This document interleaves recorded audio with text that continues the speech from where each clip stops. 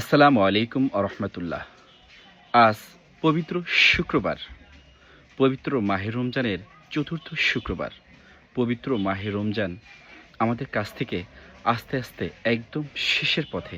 পবিত্র মাহে রমজান আমাদের কাছ থেকে দূরে সরে যাচ্ছে, কিন্তু পবিত্র মাহে রমজানের কোনো হক আমরা এখন পর্যন্ত আদায় করতে পারিনি। মহান আল্লাহ আমাদেরকে এখন পর্যন্ত বাঁচিয়ে রেখেছেন, তার জন্য শুকরিয়া আদায় করি, আলহামদুলিল্লাহ। হে আল্লাহ, পবিত্র মাহে রমজান আমাদের কাছ থেকে চলে যাচ্ছে।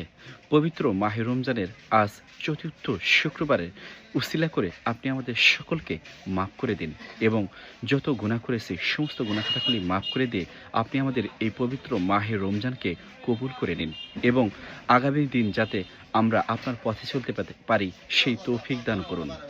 আল্লাহ, বিশেষ করে পৃথিবীর সমস্ত মুসলমান যারা রয়েছে, বাংলা ভাষাভাষী মানুষ, আল্লাহ আপনি আমাদের সবাইকে মাফ করে দিন। যে পথে চললে আপনি রাজি খুশি থাকেন সে পথে চলার জন্য তৌফিক দান করেন।